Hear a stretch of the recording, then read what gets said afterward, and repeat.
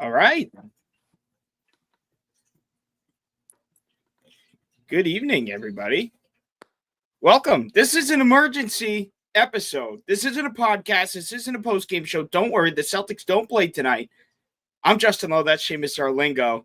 The Boston Celtics are so close, Seamus, so close. We're going to do a watch along here in the final minutes here. It's not a crunch time game, but it is a crunch time game in terms of point differential in NBA Cup. They needed the Orlando Magic to defeat the New York Knicks tonight. Clearly, that is not happening. But if the New York Knicks win, Seamus, they have to win by 37 or more points. And currently, right now, it's a 34-point game with 9 minutes. It's time for calculators, folks. It's that time of night because 109.75. Justin, you might be a little bit ahead of me. Just saying, my stream might be a little behind here, but we have about 10 minutes to go in this game. But this is what the NBA wanted with the NBA Cup. Ultimately, is we want blowout games to matter. Every Celtic fan right now is watching this game, going, "No way! All we needed was for the Magic to win." Well, that's all we needed. We needed the Orlando Magic to win because the Milwaukee Bucks, they really did their part on their end. And ultimately, of course, the Orlando Magic couldn't quite come to the party in terms of winning this game. I think where it's safe to say that they will not be winning this game tonight. However, 37 points. I don't know if they're going to be able to hold on to, I should say the Knicks. I don't know if they're going to be able to hold on to this lead, but we didn't think, Justin, last night we were thinking there's no way that it's going to be impossible for the Knicks to come out and win by 37, yet they're certainly flirting with it right now. I will say the Knicks have they don't have all their second guys in right now. I still see Miles McBride, Towns. They have Cameron Payne out there, Josh Hart. Who else? Here's the thing. We're missing one guy. I think Anunoby's out there. Is that Anunoby? For yes. Orlando, these guys have to win, Seamus. Or not necessarily have to win. These guys have to, in order for them to stay alive, they have to lose by less than 30 points right now. And they're hanging on right now. I'm a little bit ahead of you. It's a 28-point game and a timeout taken by Orlando, 109-81. Not looking good if you're a Celtics fan. Now the Knicks are going to have to go up another 9 points here. But, Seamus, it's tight. This is honestly, I thought we were going to come into tonight. Really looking at the scenarios playing. Oh, Rob has joined the party here. How we doing? The NBA Cup special. He had to join the party. Looking at the scenarios tonight, it wasn't that unrealistic. The Celtics get into the tournament. It really wasn't. The Pistons Bucks 5 to 6 point game. I mean, it was more unlikely that was going to land in a 5 to 6 point margin than one of those teams blow out the other. And I shouldn't even say blowout, win by more than 6 points, really. But then looking at the other end, all we needed to see was the Magic win. That's not unrealistic, the way the Magic have been playing without Paolo Banchero and with Franz Wagner. But now, of course, they're going to lose this game, the Orlando Magic, but we're really looking at one of the more unlikely scenarios potentially playing out. Not looking too likely at this moment, but 37 points. I mean, the fact the Magic even gave us this little leeway and that they're actually flirting with losing most of their point differential in this game and barely making the tournament. I feel like this is it feels like both years we've been back and forth with the Magic. Remember last year they dropped 17 points. I think it was they beat us by 17 points. They dropped 17 points on us in terms of point differential last year and almost booted us out of the tournament. Now it's like, it's just always us and the Magic. And you know what? Us and the Magic. It's like, I remember that game, Seamus. Celtics had like a 13 or 14 point lead in that third quarter. It wasn't like the Celtics came into that game and they were running in the mud. Celtics second half struggles came in that fourth quarter eruption by the Orlando Magic.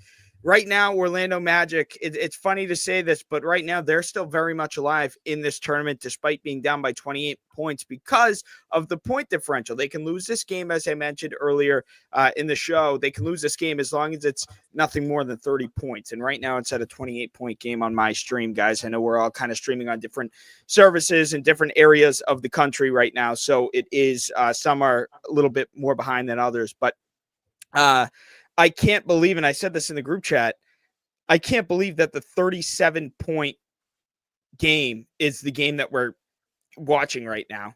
Right? Like it wasn't like this Orlando, like this is a close game, Orlando pulls it out, or an Orlando blowout. No, this is the New York Knicks. After the Orlando Magic had an 8-point lead in that first quarter, they took that personal and they haven't looked back since. And now it's a 30-point game.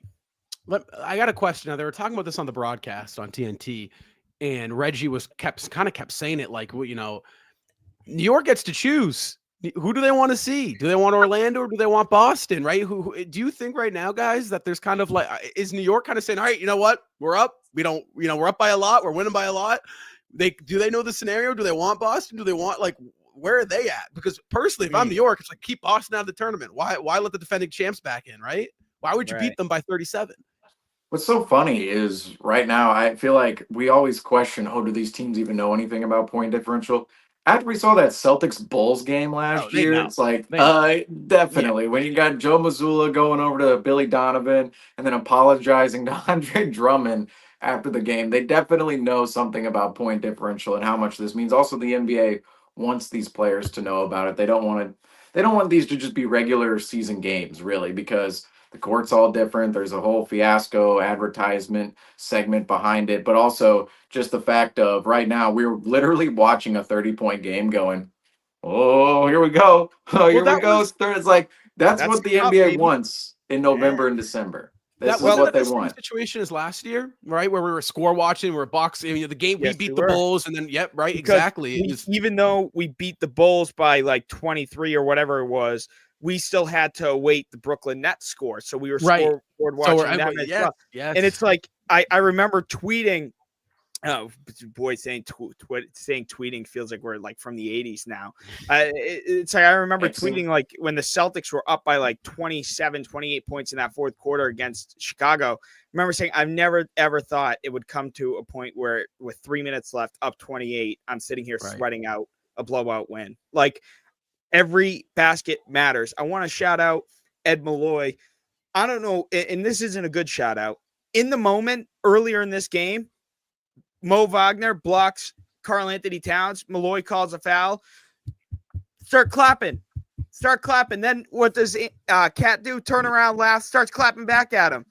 And Malloy calls a technical foul. There was nothing malicious about it. There was nothing disrespectful about it. That was two competitive players in a playoff-like atmosphere living in the moment, taking in the embracing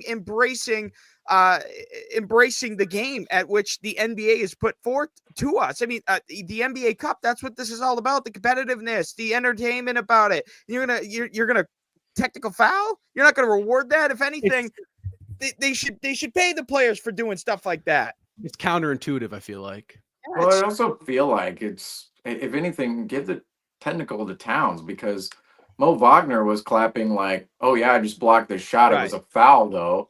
But I feel like if you look at different camera angles, it doesn't really look like he's clapping at Karl Anthony Towns.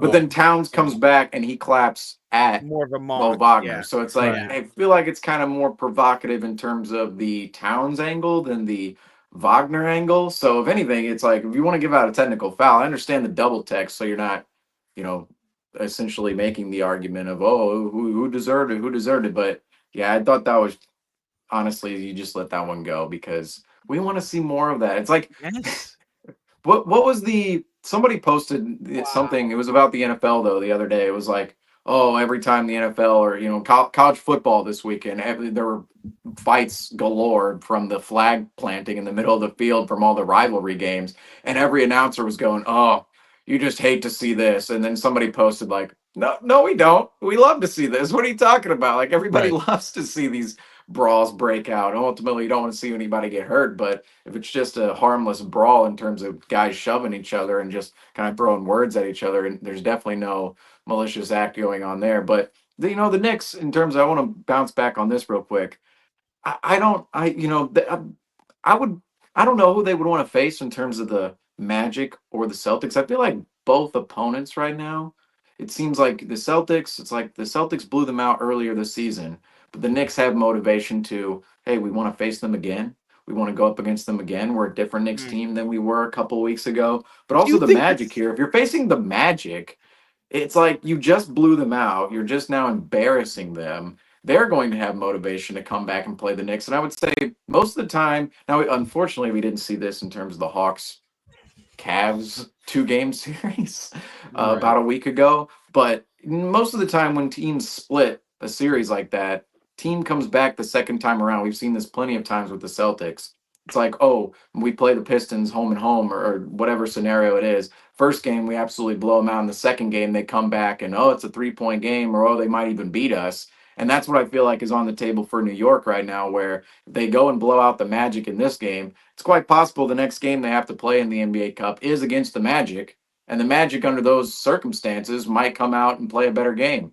For me, coming into this regular season, who was the team that was built to take down the Boston Celtics? Who was the team that all the talk was in the Eastern Conference to go up against the Boston Celtics? Who was it? The Knicks, no doubt. Right. New York wins tonight by 37 or more. They get Boston at home. Right, but can I ask you something? I think they wouldn't mind playing the Boston Celtics at Madison Square Garden on national TV in the NBA Cup, a chance to take down the defending champions to prove that they are still here despite a slow start. I think that's important to the New York Knicks. I do. You think so? Because, like, I do. Absolutely. Why wouldn't it be? Why wouldn't it be, Rob? Because I do think that there's this, especially this early on in the year, the Knicks, it's like, you got a couple factors here, right? It's like, do the Knicks, like, is that really a thought in their brain, right? Is we're going to beat Orlando by 37 more so we can potentially prove that we can beat the Celtics? Like, because personally, I feel like maybe I'm off here again, right? But it's like, maybe they're just thinking, all right, let's win this game. Let's get into the tournament, right? Brunson was saying he wants to, get that payday for the younger guys. Josh Hart was saying he wants the new Richard Millie. Like maybe there is just a little thing in their brain that's kind of like, let's just get in. Let's play the easier team. Let's win this thing, right? Like, is that not an option?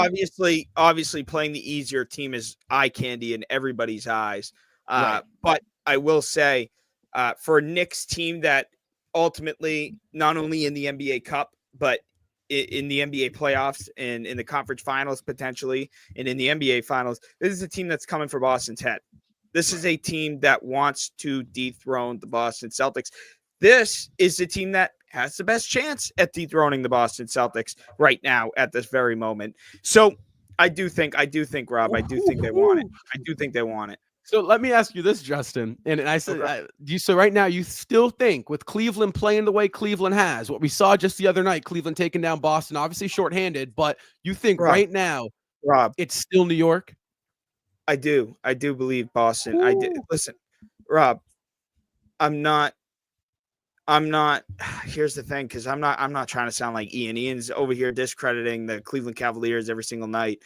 I'm not going to do that to the Cleveland Cavaliers. I'm going to give them the respect that they deserve. But if I'm going down the line here, I will say one thing that Cleveland has over New York is depth. I mean, I'm looking at this New York team, and maybe it's just because I'm being biased because I want them to score 37. But like this Knicks bench just isn't doing it, and there's probably a reason why Tibbs has no other choice than to play his starters 48 minutes because I'm just not seeing anything from this New York bench. But yeah, I do. I think New York, I'm not worried about, Cleveland. First of all, if the Celtics can learn how to hold a friggin' 20-point lead, like that'd be nice. Celtics had a 20-something point lead in the first game against the Cleveland Cavaliers. Cavaliers made a late run in that fourth quarter. Celtics ended up winning by 3. That game was not as close as it looked in the end.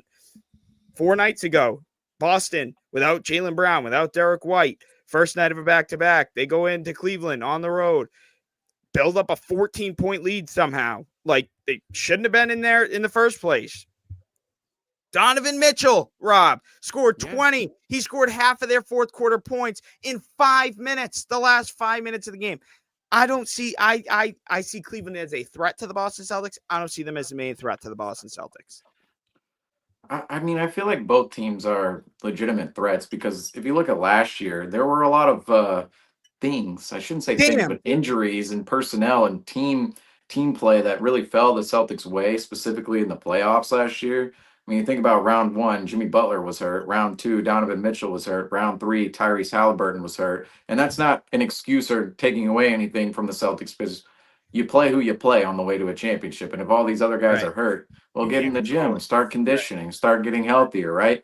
But Right. ultimately, there were a lot of Yeah, things that fell the Celtics' way last year that ultimately, it kind of made their playoff run a little bit more, I don't want to say easier than it could have been, but it's a little bit softer of a schedule for a championship team going through, specifically the Eastern Conference, that is. And really looking at it this year, I don't think that same thing is going to happen. The Celtics, they were stroked with luck last year in a sense with all those injuries, and it could be the other way around because, of course, the Celtics, they were missing Kristaps Porzingis throughout the playoff run.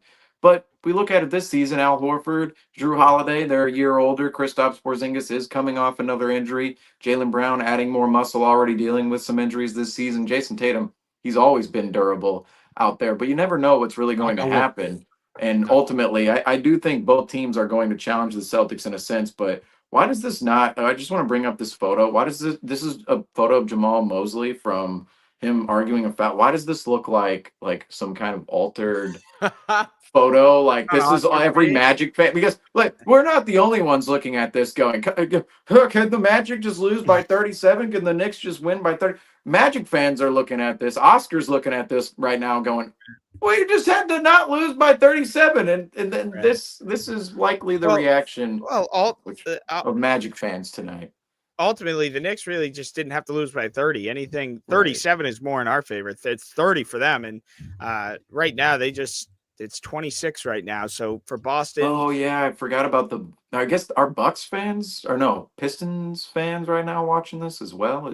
Who else has implications right now? Because these are the standings coming into tonight up here. But obviously the Detroit-Milwaukee game finished how it did. And so Atlanta's the 1 seed, so they get the bye. And then, if Orlando were to lose by 37, they get kicked. Or no, New York. If they were to lose by 37, hold up. Let me. I remember posting the link to this live here real quick. Then we're gonna go do some research on this point differential real quick. Yeah, if they were to, I could be wrong, but if they were to lose by 37, I think Orlando gets kicked, Boston gets in, New York gets in as well. And we then don't have to worry about that because and then so Detroit, Milwaukee, they're both in. So yeah, I feel like Orlando right now, they are, aren't they? Well, Milwaukee has a point differential of 50, but they won the group. So the Pistons have a point differential of 9 right now. So the Magic, they would have to lose by, I mean, what, 51 for the Pistons to get in? Yeah, the Knicks suck. So really, the Pistons fans are watching this, but it's like, are they going to lose by 51 in the next 3 minutes? It's like, I feel like that one's. Well, I do want to add on real quick. I know this is, I want to add on to the Cleveland, New York debate. I'm going to throw both of those teams to the side, and I'm going to go with Orlando.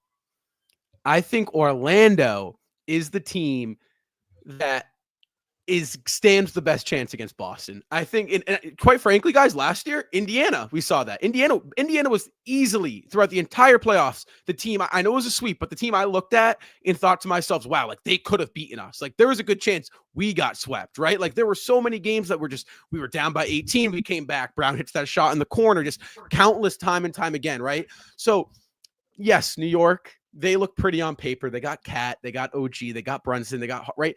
They're going to fizzle out. I know that. I know they will. In Cleveland, I think Cleveland-Boston's a second-round matchup waiting to happen. Or potentially Eastern Conference Finals, but I don't think Cleveland has the durability to get there. I look at Orlando; they're 11-1 since Paolo Banchero got hurt. Obviously, about to be 11-2. Orlando, they have Mini Brown, they have Mini Tatum with Wagner and Paolo. They have a team that's got some great defensive guards, just like Jalen Suggs and Cole. Like they are a mini Boston Celtics. They are a young Boston Celtics. Really, again, Kristaps is the differential. They don't have a KP, but I'm calling it now. Eastern Conference Finals, Orlando Magic versus the Boston Celtics. No doubt in my mind. I really wish Orlando won that Game 7 last year because I was looking forward to an Orlando-Boston great series.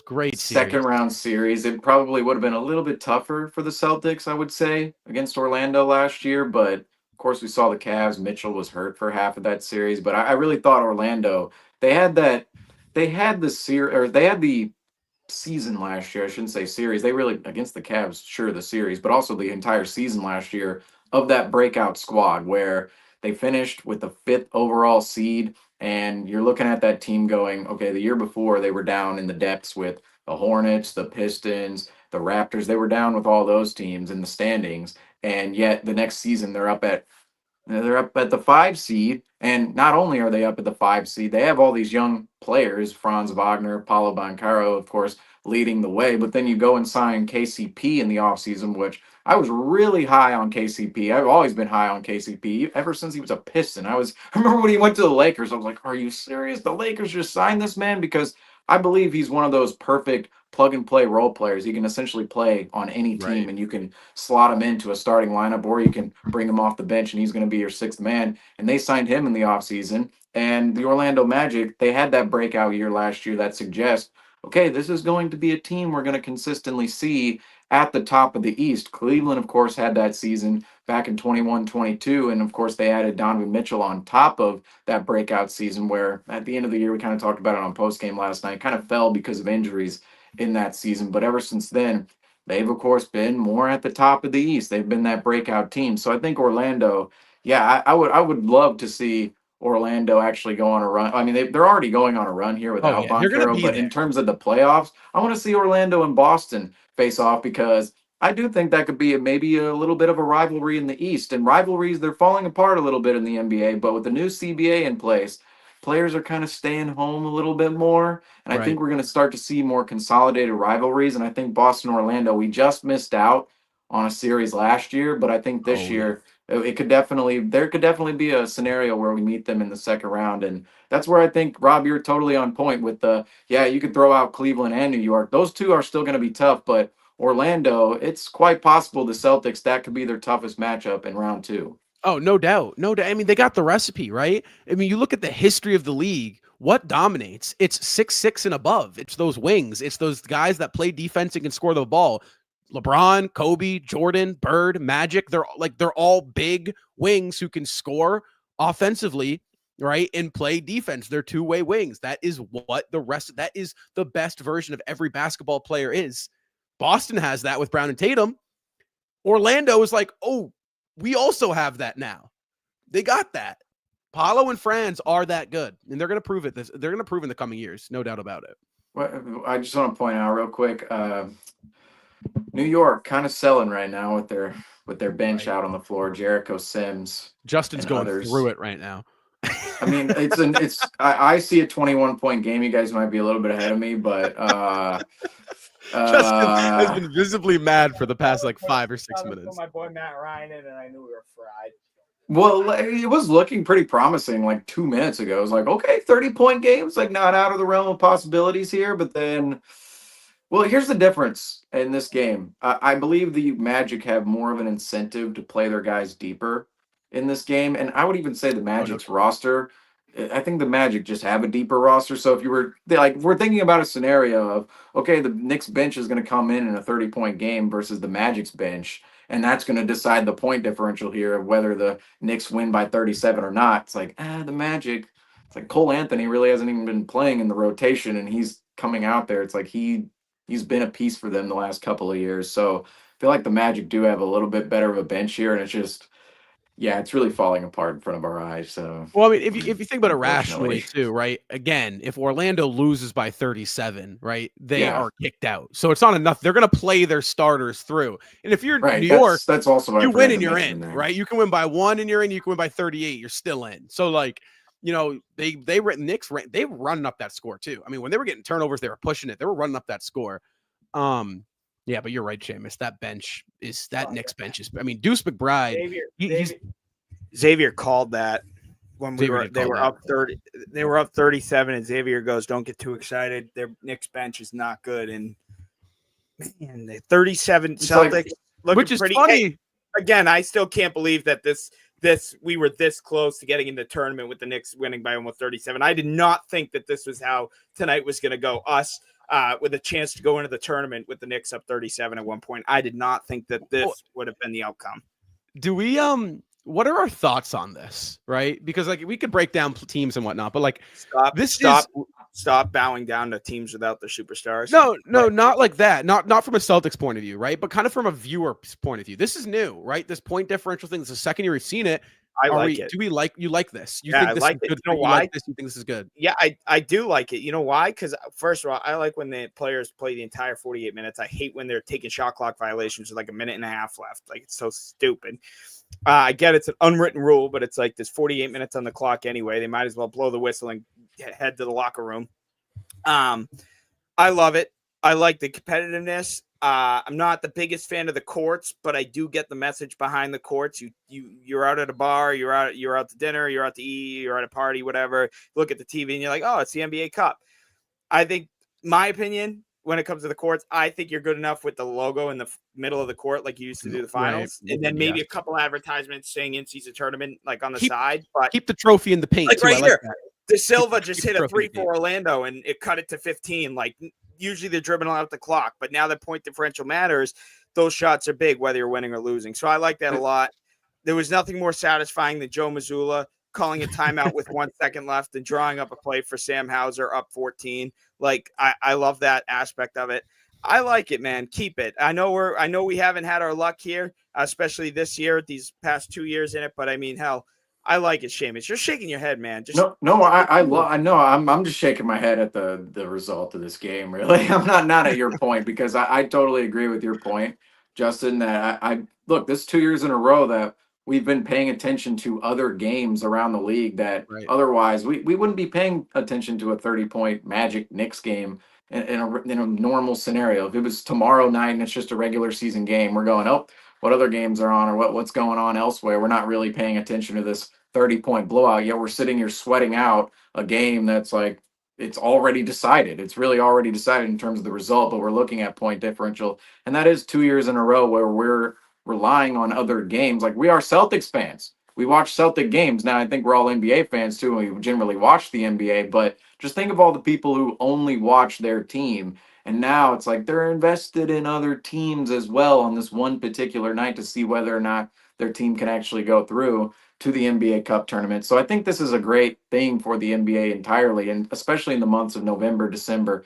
We've seen so many times covering the team throughout seasons where we get to February and March and we realize, November, December, and especially October too, it really didn't matter that much. October, there's a little bit, October, November at the beginning, it's like, oh yeah, the season's starting a little bit. Oh, here we go. There's some hype.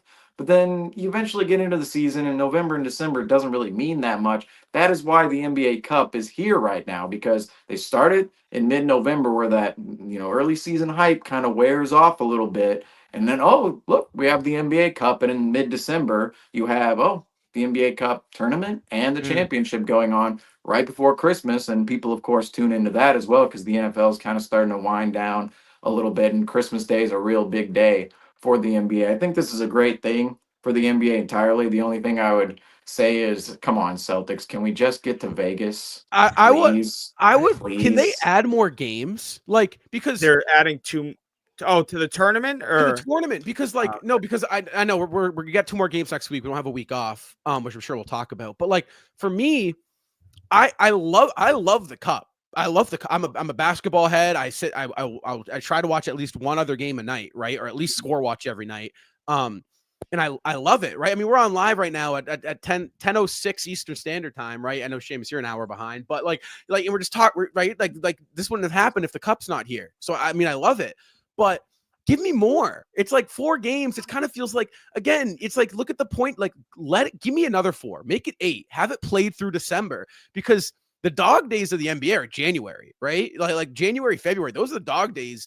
Give me a reason to watch, to do this in, mid-January. I don't get the whole, like, only 4 games thing. I feel like the cup would hold more meaning if you play 8 games, right? And through 8 games, right? The score differentials are going to be much smaller. There's going to be more competitiveness. It's going to feel a little bit more like, like you've really earned getting into that tournament. It's not like the Atlanta Hawks just had a fluky 4 games. I hate to say it, right? But found their ticket into the cup. So if my message to Adam Silver and the NBA, make it longer, give us more NBA Cup ball, because it's good.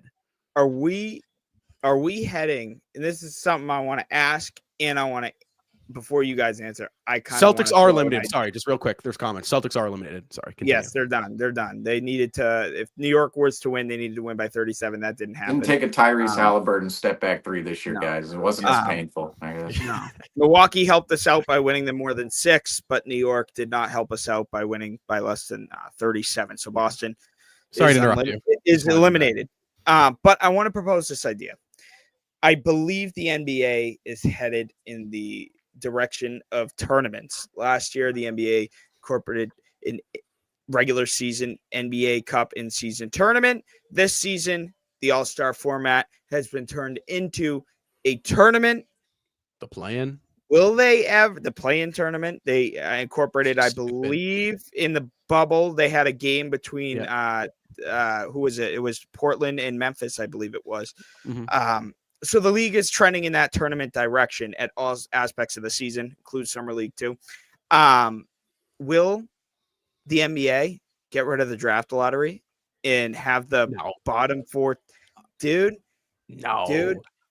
End of the year when the playoffs are going on, maybe a little after the playoffs. I say no.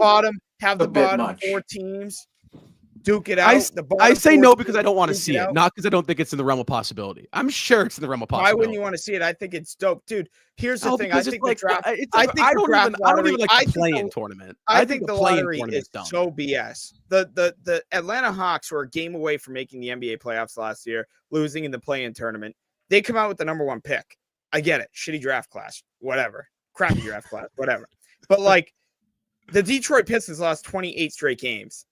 And they did not end up with the number 1 pick. The Atlanta Hawks. But how would that work? Would the winning team get the pick or the losing team get the pick? I want the winning team to get the pick. And I know that contradicts my statement, but at the same time, I think it adds. We're all talking about the money. We're talking about the entertainment value. I think it adds value, entertainment wise and financially. Like I would love to tune into that. I would love to watch the who is it right now, the Washington Wizards and the G League New Orleans Pelicans battle it out for the number 1 seed. I think that'd be hilarious. I feel like there's a little bit there's a little bit of a flaw in there from the standpoint of, number one, it's like the reason they have the draft lottery and all the teams that are put into the draft lottery are the teams who don't make the playoffs is the fact the teams who don't make the playoffs, they're supposedly the worst teams in the league. And if you were to slot in some of the best teams in the league into the draft lottery, you just have a consolidation of talent at the top and you just leave these bottom teams consistently at the bottom. I feel like that's part of the problem with playing for the number 1 overall pick, where you're saying basically if you took, like, say, the last 4 teams, right? You put them in a little tournament, right? Best of 3 or whatever format you wanted to put them into. It's like, wouldn't the number 4 team overall, like, aren't they supposedly supposed to win every single time? And that would I guess that would incentivize tanking a little bit, which would the NBA would want that. But also, I throw out this real quick. What is the incentive for players to play for the number 1 overall pick? Because theoretically, you could have players on a team going, obviously money, but then you also have players going, is it really good for me if we have the number 1 overall pick and draft this player? Like, say you have a forward, right, who starts That's a good for point. a team. Like, say Cooper Flagg's coming up, and a forward sitting here going, if we play well this tournament, we're going to draft Cooper Flagg, and guess whose spot Cooper Flagg is taking? Mine. It's like, well, I don't know. Who knows? I would watch. I'd watch. Like, I only ask that because it seems as if I only ask that because it seems as if the NBA in almost every direction is heading towards tournament style games, and that's something we've seen. I mean, the All-Star format has been either East versus West, or at least they've been drafting the past few years. It's been 2-on-2. It's never been a tournament style where 3 or 4 different teams go out there and they play for that. That's never happened before. The in-season tournaments never happened before last year. The play-in tournament at the end. Can I say something? It raises a question for me. It's not off topic, it's on topic. Different tournament, though. I think the play-in tournament is the stupidest thing of all time. Well, I could I don't really made understand sense when there were too much. 72 games and there was a COVID year where there needed to be like there was a missed opportunity. You have 82, the 10th seed, right? Yeah. And now I guess there's an argument to be made because the West is so deep, where but really in in the the West those 10 teams matter. But like you have 82 games to get that top 8 seed, right? Why are we granting the 10th and 9th seeds, right, the opportunity to play in when sometimes they're 5 games back. Like last year, like Even the 10. difference between the difference between the 10 seed and the 7 seed last year was, I believe, around 8 to 10 games. Like, why? Has a 10 like, seed ever made it before to the playoffs yet? No. I think did Oklahoma City almost make it? Weren't they a 10 seed when they beat but New they got Orleans? blown out in that second. Usually the second game, it's like go 7-8. It usually just goes 7-8. Like 8 either gets 7 and 7 usually either gets 8. Keep it 7 or 8, or let those two teams play, especially if there's like a tiebreaker or whatever the case is. But yeah, I agree, because there was a year, I don't know if it's last year or the year before, where that 10, it was like they were like 10 games behind, and I'm like, on a game-to-game basis, anything could happen in one singular game. What if that team who was, say a 7 seed is, 10 games over 500, and then that 10 seed is 10 games under 500? What if that 10 seed just has a great couple of games and that 7 seed has a terrible couple of games? Yes. You're going to base an 82-game season on 2 games at the end when there's a 10-game difference. Do you know what I'm saying? Imagine saying a 36 and 46 team made the playoffs, and a 46 and 36 team made the playoffs.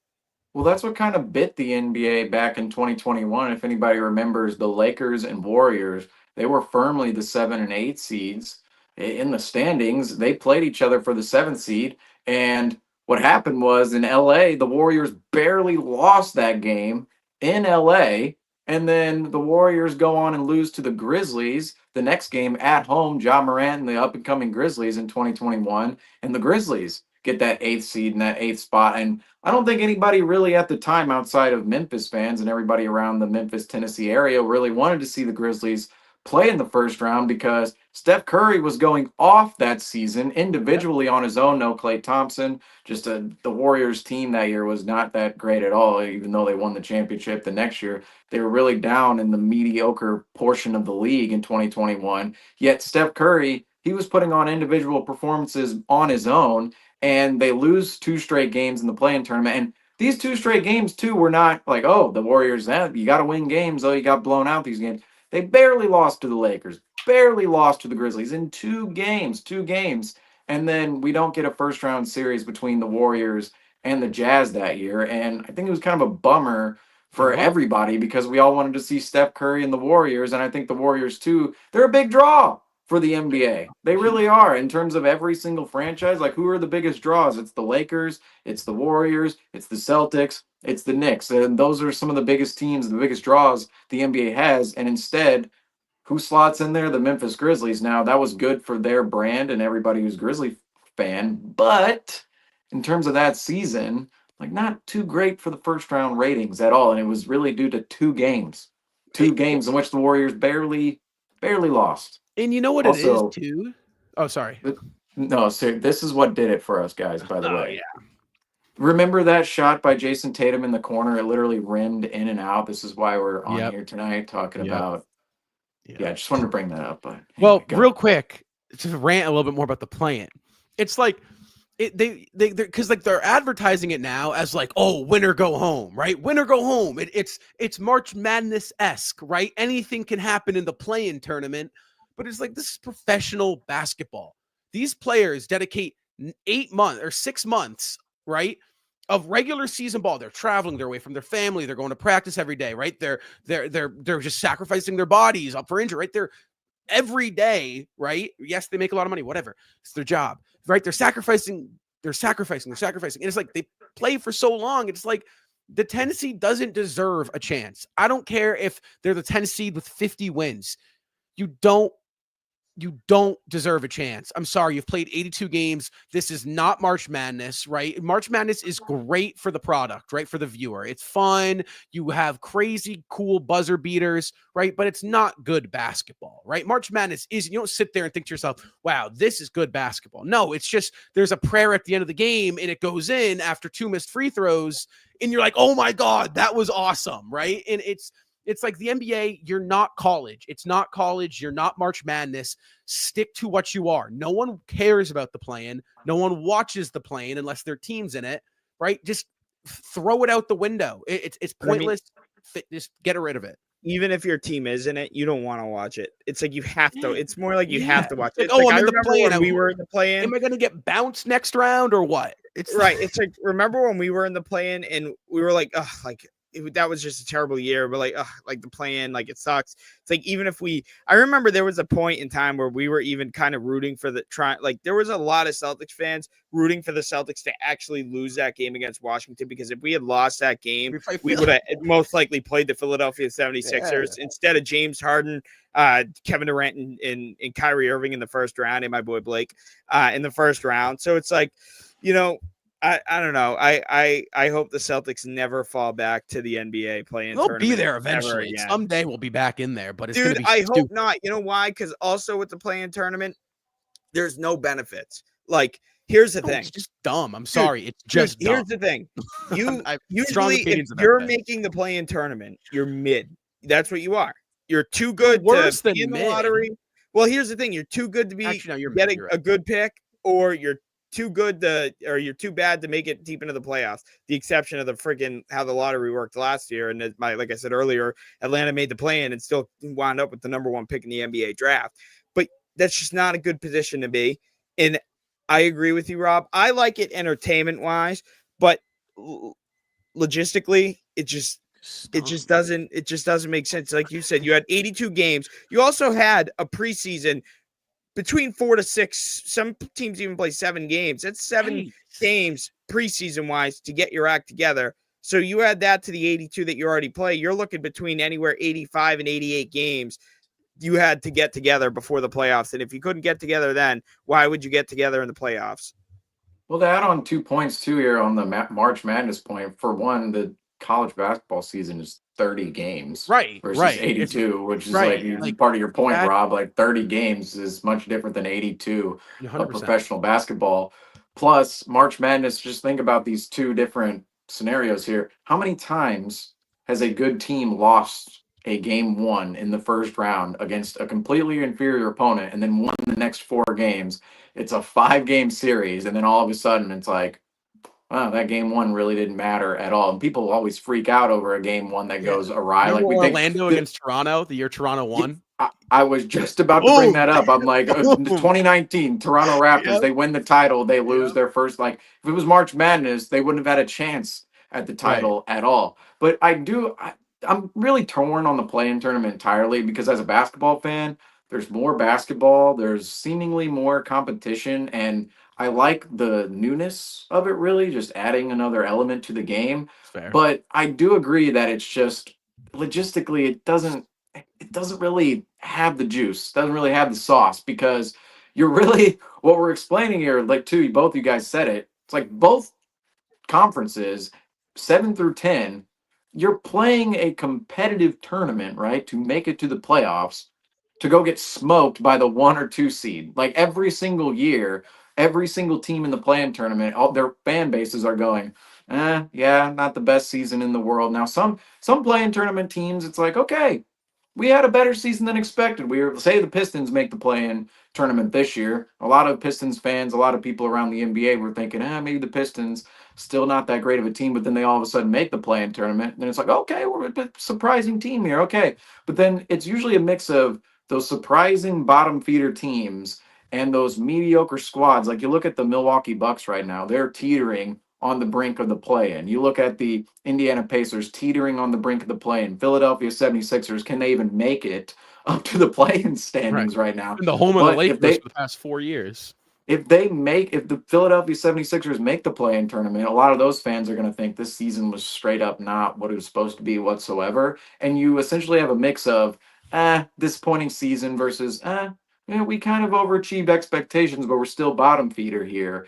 And both of those scenarios are just leading to both fan bases and teams.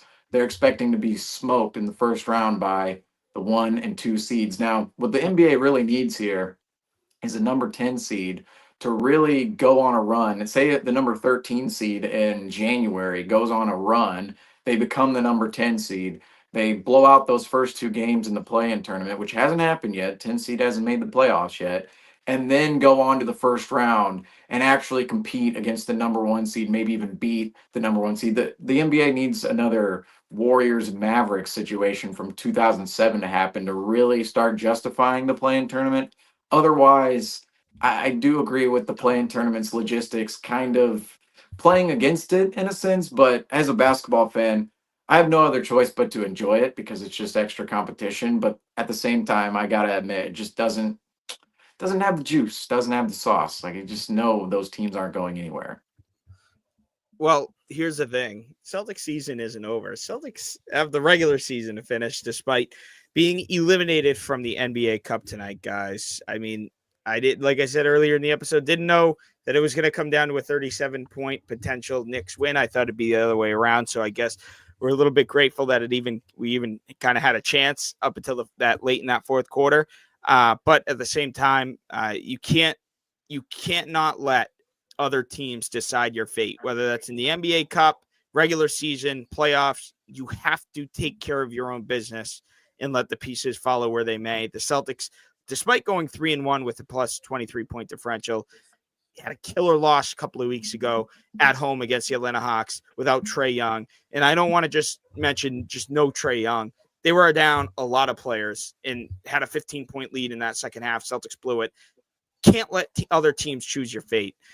They are back tomorrow night to face the Detroit Pistons, though. Detroit Pistons will be on a second night of back-to-back, obviously, tonight, losing to the Milwaukee Bucks in their final play-in tournament, which eliminated them from play-in contention. So it's going to be interesting to see what lineup Detroit rolls out. Yes, they are a young team, but at the same time, guys, they've been going through the injury bug, so they definitely want to manage those guys as well. So it's going to be interesting. Could be another Drew Peterson game, fellas. I got him in my game day graphic ready to go for tomorrow morning. So Drew Peterson, the Stay Ready group, it's another opportunity for those guys tomorrow night. We'll have you covered for Celtics Postgame Live. You guys can come back right here on the Celtics YouTube channel. Also, shout out to you guys on Instagram. We've been trying out that new feature that we're allowed to do where we can stream on both platforms. So we appreciate you joining in. Guys, you guys have any final statements, any final words before we let you go, whether it's about the NBA Cup tournament, your thoughts on tonight, or even just a little preview into tomorrow? Take it away. Shout out Adam Silver, man. You made it good. I'm all on board with this. I know the Celtics didn't make it, but as a basketball fan, this is fun. This is, you got me up late on a Tuesday night, really, score watching the game. So, thank you for this. The NBA Cup, I'm a big fan of this and should be good tomorrow night. Celtics, going to play a scrappy Pistons team every time we play them. It's a good one. So. Yeah, I love the NBA Cup. I really do. But what I don't love about it is the Celtics underperforming consistently in these scenarios. And really, it came down to one Jason Tatum wide open 3 in the corner. And you can't really be too upset about the opportunity the Celtics got on that specific possession, which could have closed out the game against the Atlanta Hawks. And it was wide open shot in the corner. Jason Tatum took it. No nerves whatsoever. And the ball just goes dink. And that's the end of the Celtics NBA Cup run in 2024. And what more can you say? But there's always next year. Yeah, I mean, I keep trying to refrain myself, and I see Celtics fans going, Orlando, like, what the hell, Orlando? You were supposed to win this game. Cleveland the other day. Cleveland, what the hell? You're supposed to beat the Atlanta Hawks. Listen, when it comes down to me and what I personally think, it should never come down to those two teams deciding whether the Boston Celtics advanced or not. That was up to us. We didn't perform the way we needed to in the tournament, and it came back to bite us in the rear. But we still have 3 quarters of the NBA season to be finished up. Rob, we're getting close to that 25-game mark that you're so accustomed to, really kind of deciding at where this team is really at. So, like I said earlier, we will have you covered for Celtics Postgame Live. Probably 24 hours from now, fellas, we'll be on a triple header tonight, and tomorrow. So quadruple header Monday night. You're right. Yeah, you're right. Win or lose, we'll be right here to talk it to talk all about it. I don't know why I'm stuttering so much. So we'll catch you guys in 24 hours.